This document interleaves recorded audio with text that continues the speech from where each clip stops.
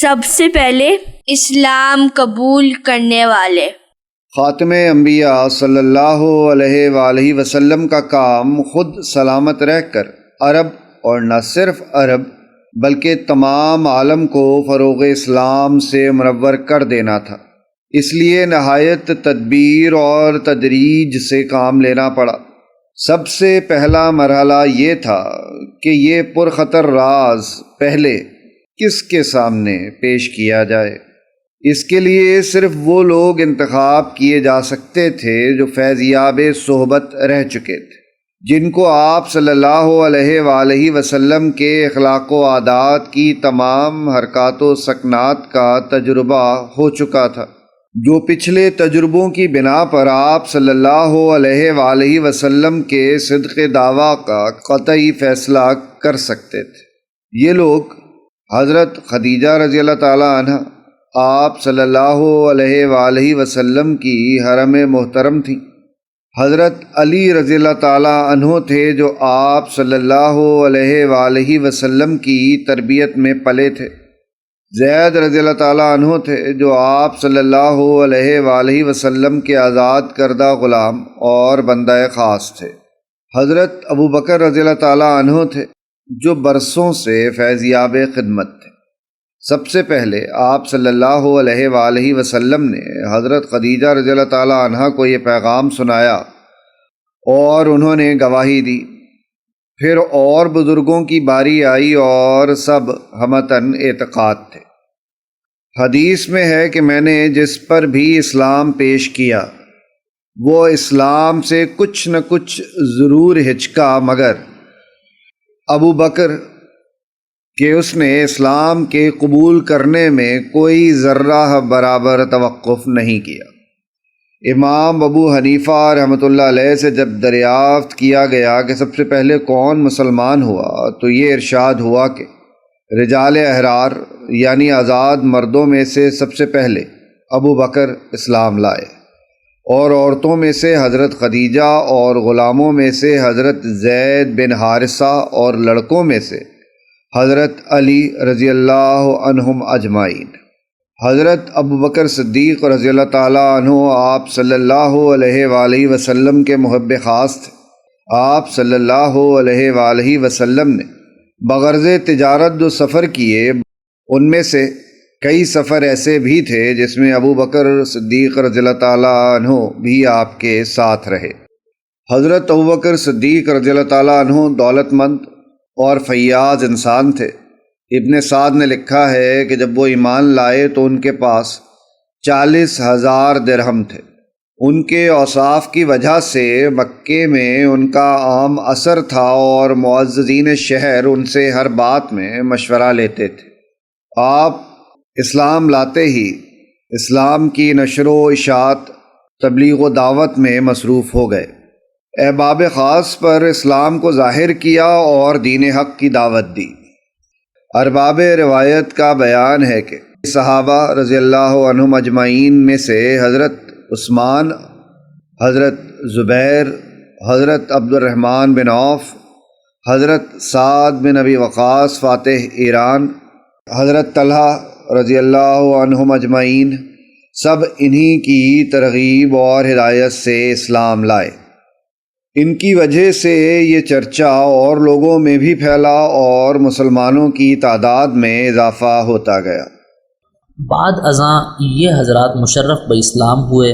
ابو عبیدہ عامر ابن الجرح، ارقم ابن ابی الارقم، مزعون ابن حبیب کے تینوں بیٹے عثمان ابن مزعون، قدامہ ابن مزعون، عبداللہ ابن مزعون، عبیدہ بن حارث، سعید ابن زید بن عمر بن نفیل، ان کی بیوی فاطمہ بنت خطاب یعنی حضرت عمر کی بہن، اسماء بنت ابی بکر، خباب بن ارت، عمیر بن ابی وقاص یعنی سعد ابن ابی وقاص کے بھائی، عبداللہ ابن مسعود، مسعود ابن القاری، سلیط بن عمر، عیاش ابن ابی ربیعہ، اور ان کی بیوی اسماء بنت سلامہ، خنیس ابن حذافہ، عامر ابن ربیعہ، عبداللہ ابن جحش، اور ان کے بھائی ابو احمد ابن جحش، جعفر ابن ابی طالب، ان کی بیوی اسما بنت عمیس، حاتب ابن الحارث اور ان کی بیوی فاطمہ بنت مجلل،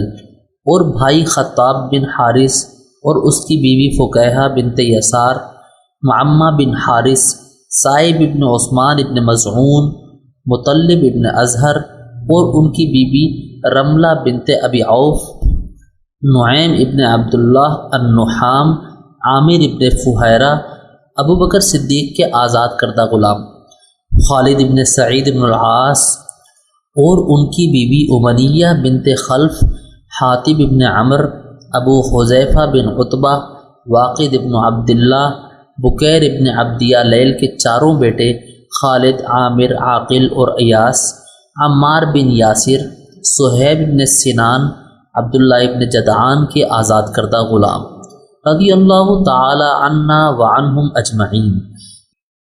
نہایت احتیاط کی جاتی تھی کہ خاص لوگوں کے سوا کسی کو خبر نہ ہونے پائے۔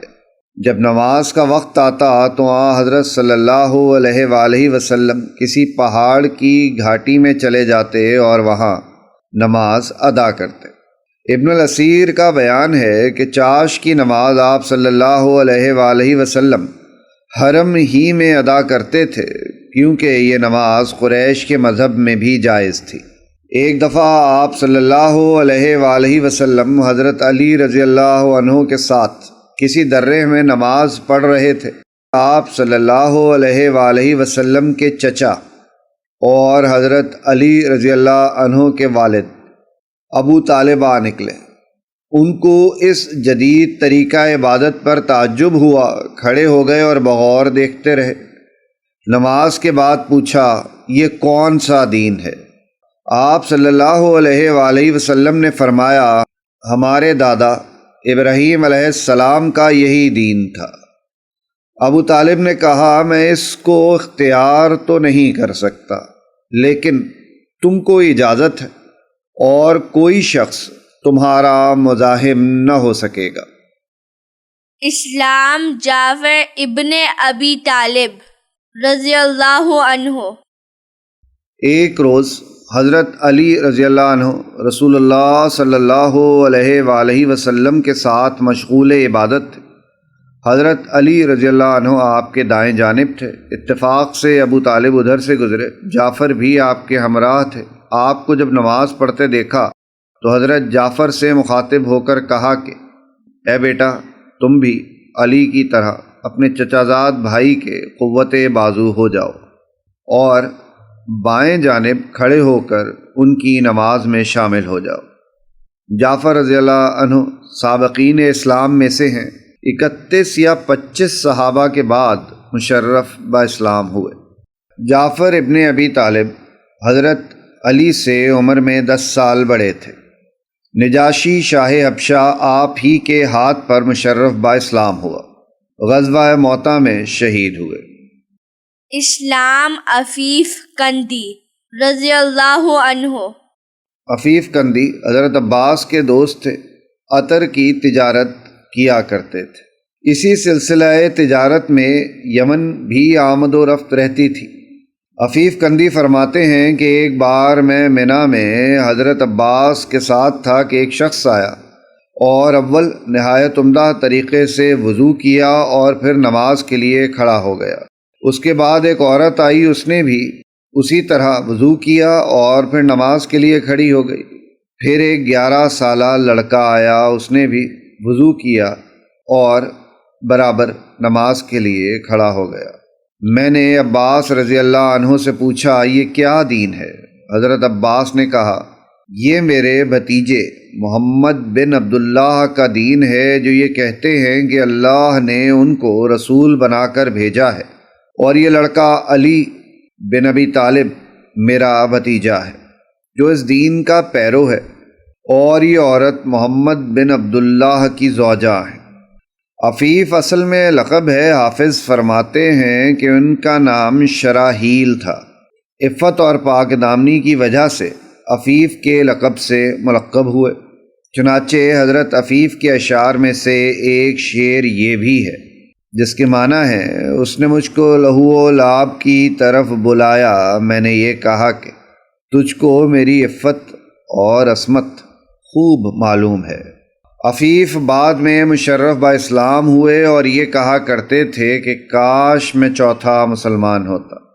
اسلام طلحہ رضی اللہ عنہ۔ حضرت طلحہ فرماتے ہیں کہ میں بغرض تجارت بصرہ گیا ہوا تھا۔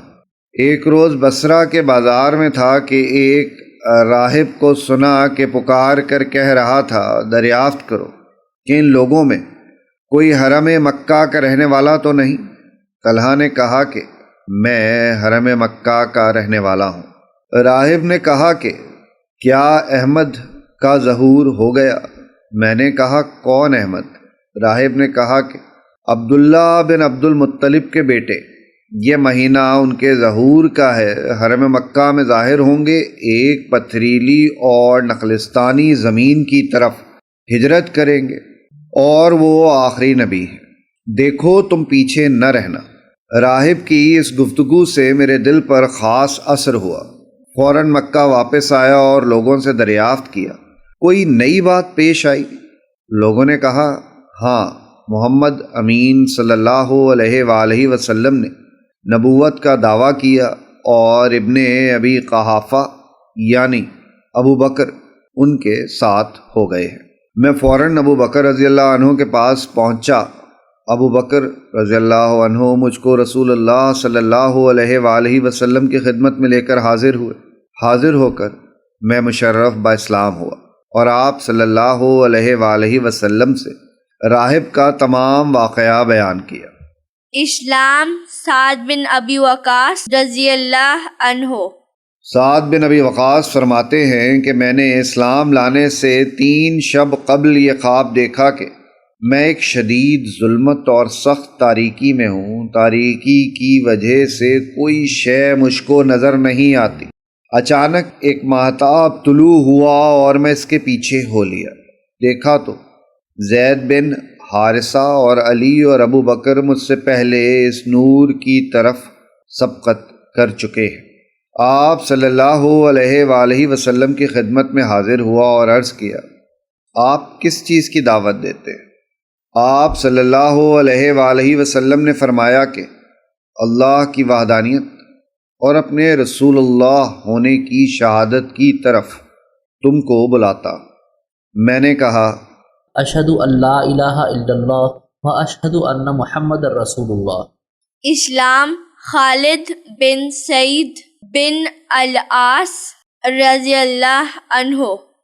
سابقین اولین میں سے چوتھے یا 5ویں مسلمان ہیں۔ اسلام لانے سے پیشتر یہ خواب دیکھا کہ ایک نہایت وسیع اور گہری آگ کی خندق کے کنارے پر کھڑا ہوں۔ میرا باپ سعید مجھ کو اس خندق کی طرف دھکیلنے کا ارادہ کر رہا ہے۔ ناگہاں رسول اللہ صلی اللہ علیہ وآلہ وسلم تشریف لے آئے اور میری کمر پکڑ کر کھینچ لیا۔ خواب سے بیدار ہوا اور قسم کھا کر میں نے یہ کہا، واللہ یہ خواب حق ہے۔ ابو بکر صدیق رضی اللہ عنہ کے پاس آیا اور یہ خواب ذکر کیا۔ ابو بکر رضی اللہ عنہ نے یہ کہا کہ اللہ نے تیرے ساتھ کچھ خیر کا ارادہ فرمایا ہے، یہ اللہ کے رسول ہیں، ان کا اتباع کرو اور اسلام کو قبول کرو اور انشاءاللہ تو رسول اللہ صلی اللہ علیہ وآلہ وسلم کا اتباع کرے گا اور اسلام میں داخل ہوگا، اور اسلام ہی تجھ کو آگ میں گرنے سے بچائے گا، مگر تیرا باپ آگ میں گرتا نظر آتا ہے۔ پھر میں آپ صلی اللہ علیہ وآلہ وسلم کی خدمت میں حاضر ہوا اور عرض کیا، اے محمد، آپ ہم کو کس چیز کی طرف بلاتے ہیں؟ آپ صلی اللہ علیہ وآلہ وسلم نے فرمایا، میں تجھ کو اللہ کی طرف بلاتا ہوں جو ایک ہے، کوئی اس کا شریک نہیں، اور محمد اللہ کے بندے اور اس کے رسول ہیں، اور اس بات کی دعوت دیتا ہوں کہ بتوں کی پرستش کو چھوڑ دو کہ جو نہ نفع اور ضرر کے مالک ہیں، اور نہ ان کو یہ علم ہے کہ کس نے ان کی پرستش کی اور کس نے نہیں کی۔ خالد کہتے ہیں کہ میں نے عرض کیا کہ میں گواہی دیتا ہوں کہ اللہ ایک ہے اور آپ صلی اللہ علیہ وآلہ وسلم اس کے رسول برحق ہے، اور اسلام میں داخل ہو گیا۔ باپ کو جب میرے اسلام کا علم ہوا تو مجھ کو اس قدر مارا کہ سر زخمی ہو گیا، اور ایک چھڑی کو میرے سر پر توڑ ڈالا، اور پھر یہ کہا کہ تو نے محمد کا اتباع کیا جس نے ساری قوم کے خلاف کیا اور ہمارے معبودوں کو برا اور ہمارے آباء و اجداد کو احمق اور جاہل بتلاتا ہے۔ خالد کہتے ہیں میں نے اپنے باپ سے کہا واللہ محمد صلی اللہ علیہ وآلہ وسلم بالکل سچ فرماتے ہیں۔ باپ کو اور بھی غصہ آ گیا اور مجھ کو سخت برا کہا اور کہا کہ میں تیرا کھانا پینا بند کر دوں گا۔ میں نے کہا کہ اگر تم کھانا بند کرو گے تو اللہ عز و جل مجھ کو رزق عطا فرمائیں گے۔ اس پر باپ نے مجھ کو اپنے گھر سے نکال دیا اور اپنے بیٹوں سے کہا کہ کوئی اس سے کلام نہ کرے، اور جو اس سے کلام کرے گا اس کے ساتھ بھی یہی معاملہ کیا جائے گا۔ خالد رضی اللہ عنہ اپنے باپ کا در چھوڑ کر رسول اللہ صلی اللہ علیہ وآلہ وسلم کے در دولت پر آ پڑے۔ آپ صلی اللہ علیہ وآلہ وسلم خالد رضی اللہ عنہ بن سعید کا بہت اکرام فرماتے تھے۔ انسان کسی کا در چھوڑ کر ذلیل اور رسوا نہیں ہوتا، مگر اللہ عز و جل اور اس کے رسول صلی اللہ علیہ وآلہ وسلم کا در چھوڑ کر کہیں عزت پا نہیں سکتا۔ وَلِلَّهِ الْعِزَّةُ وَلِرَسُولِهِ وَلِلْمُؤْمِنِينَ وَلَكِنَّ الْمُنَافِقِينَ لَا يَعْلَمُونَ۔ اور اللہ کے لیے ہے عزت، اور اللہ کے رسول کے لیے اور مومنین کے لیے، لیکن منافق جانتے نہیں۔ خالد رضی اللہ عنہ بن سعید فرماتے ہیں کہ میرا باپ ایک بار بیمار ہوا تو یہ کہا کہ اگر اللہ نے مجھ کو اس مرض سے عافیت بخشی تو مکہ میں اس خدا کی عبادت نہ ہونے دوں گا جس کی عبادت کا محمد حکم کرتے۔ خالد رضی اللہ عنہ بن سعید کہتے ہیں کہ میرا باپ اسی مرض میں مر گیا۔